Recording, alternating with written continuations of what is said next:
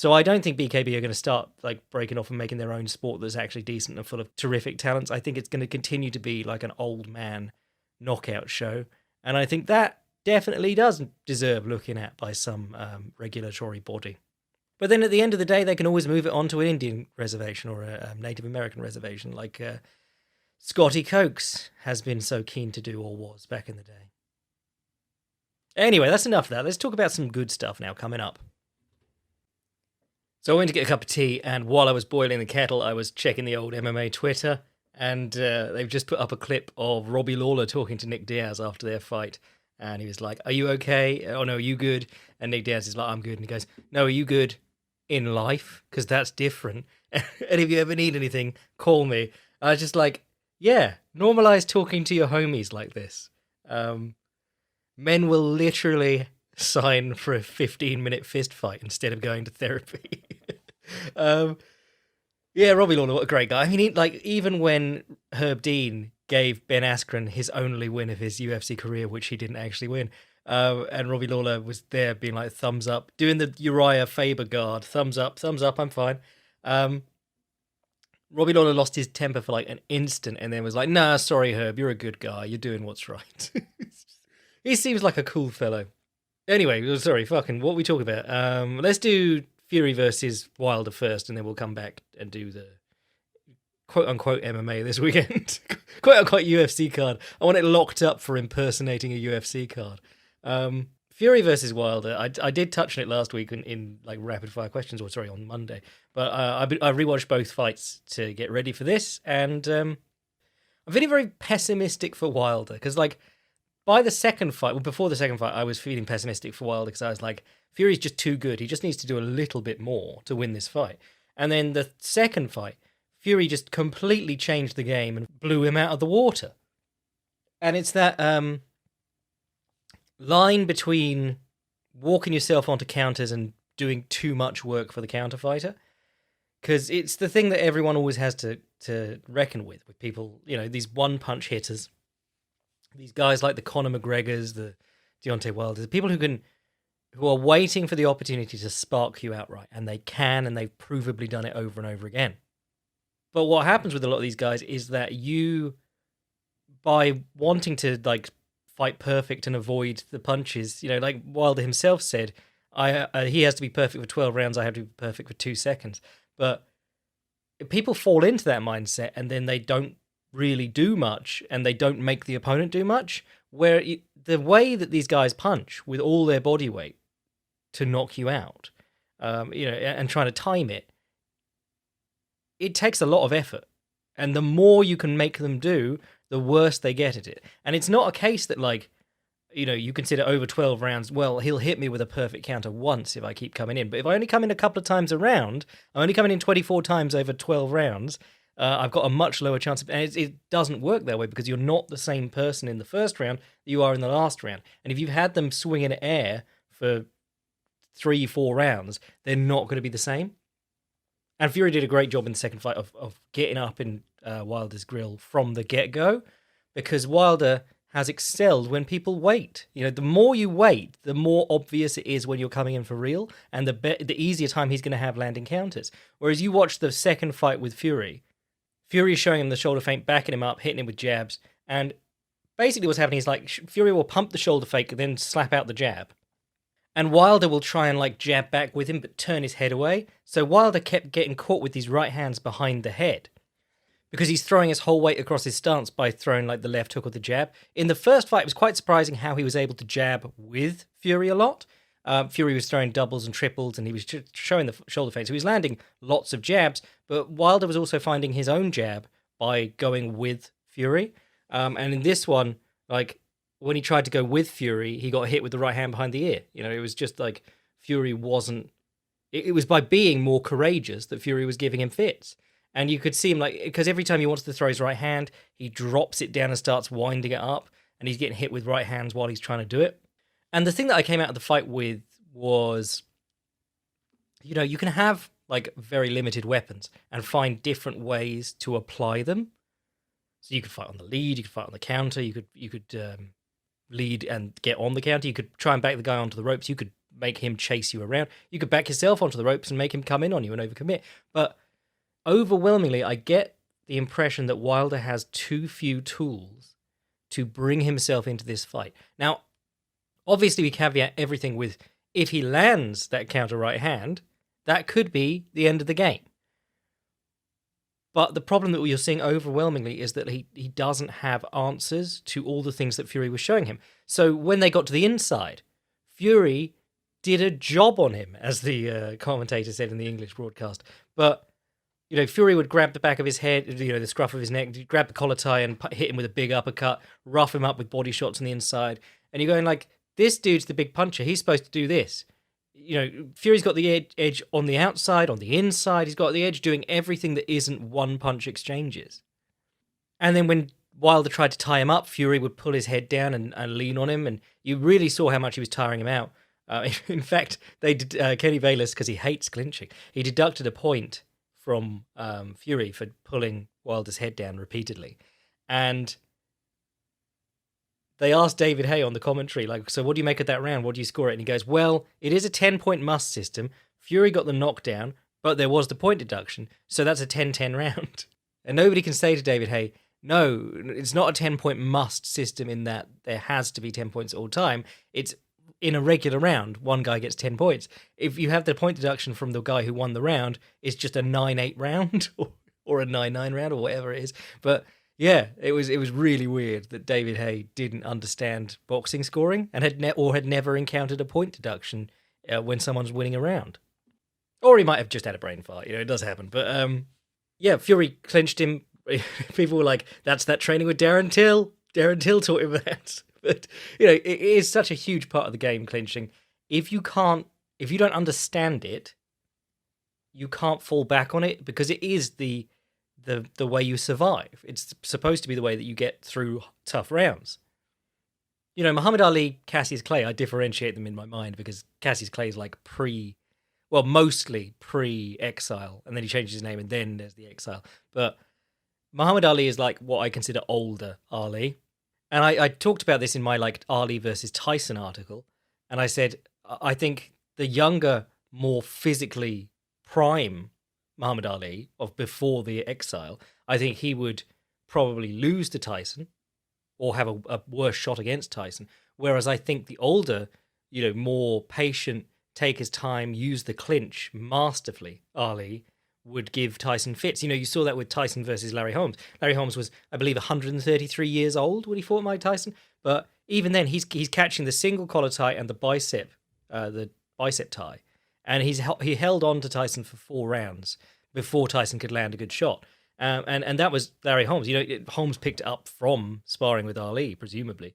But Ali just held people constantly with the single collar tie and the bicep tie. And he was so effective there.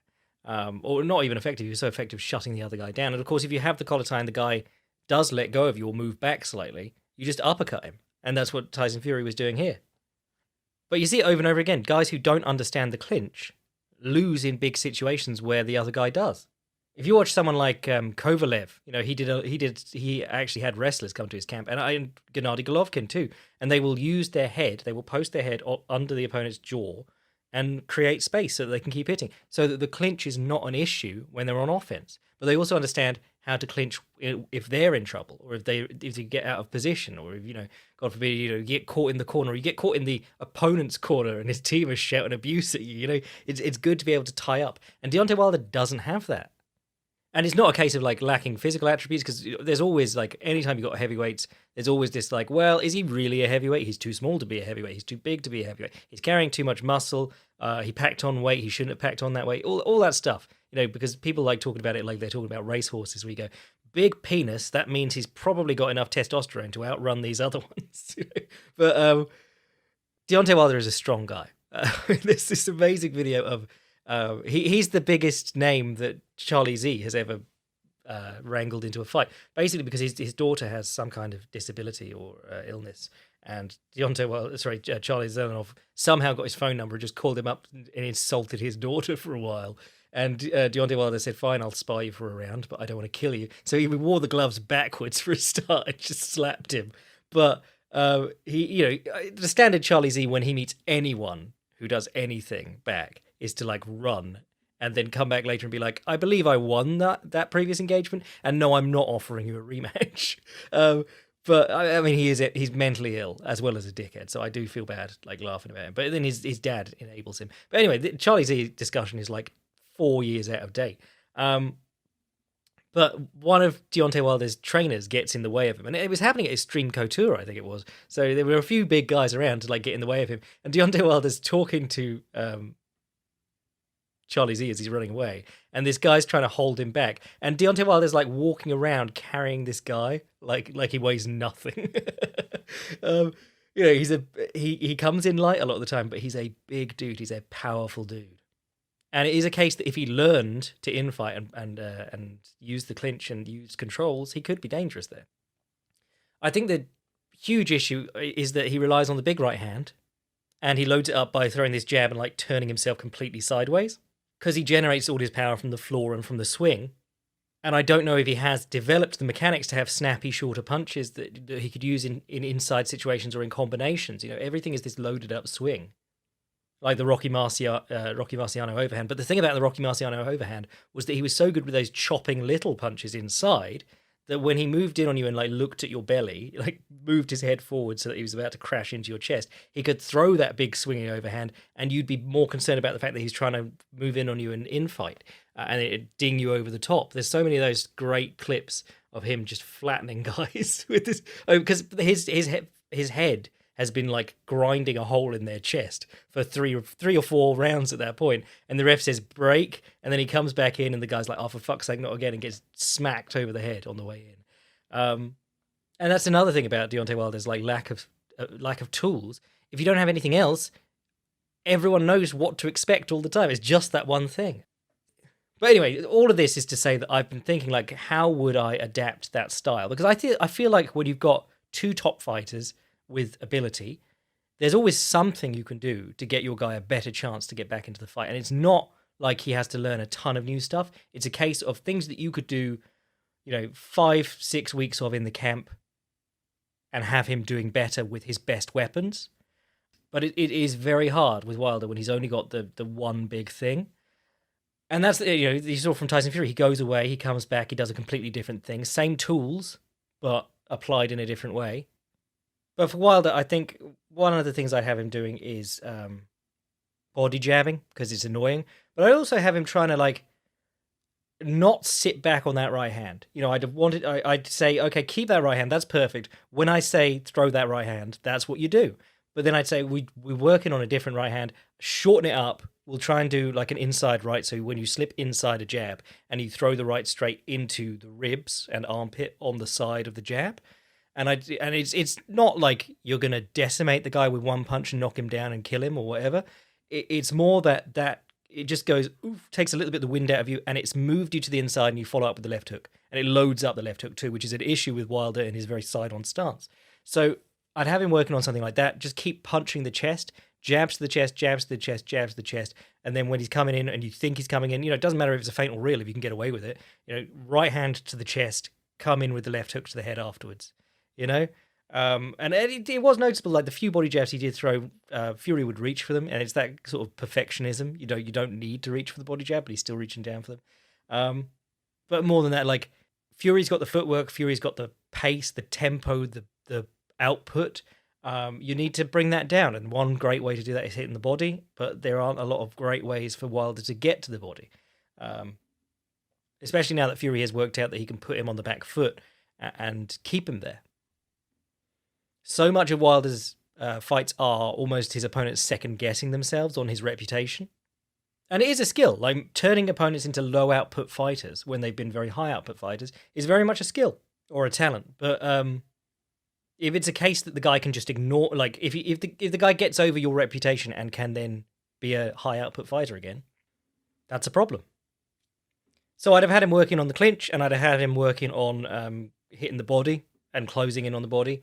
And also just not diving in with his head low, because if the guy leans on you, it happens so quick. Go take your first wrestling class if you've never taken one. But like even guys who've been wrestling for years, just someone hanging on your neck, it lights your back up like a fucking Christmas tree. And it's hard to do anything athletic when your back is tired, knackered, spent. So yeah, that's what I expect from the third fight. I expect more of the same, probably. Maybe we get like a little bit of a hectic moment for Fury, but all of the training footage I'm seeing of Wilder is more like, oh, isn't it nice that he's on the pads and he's looking healthy and happy again? It's not like, damn, loads of new tools. And I can understand why you wouldn't show that. You know, if he's been developing like an awesome left hook, or like a cross guard or some shit like that, you wouldn't show it in the videos. You'd have him come out and surprise him. But at the same time, I don't think he can. I don't know if he's capable of it. Like it's easy to be like very down on Wilder because a lot of people have like revised him as some kind of bum. But it's also very easy to like overstate how much he improved between fights because people go like, oh, his jab's getting better. You know, he went jab for jab with Fury in that first fight. But there isn't an awful lot to his game, and it hasn't been very noticeable improvement, and it's not been happening quickly. So, yeah, I don't know if I needed to spend all that time on it, but I suspect, another Fury win probably. And then we got Fury versus Usyk, hopefully. But honestly, they could do. I mean, I think Joshua's activated his rematch clause. But if Joshua, you know, you could get that fight together, Joshua Fury. But I think Joshua didn't want any of it, to be honest. But then, you know, Fury, he's just as happy fighting absolute jobbers. So that's the frustrating thing about him.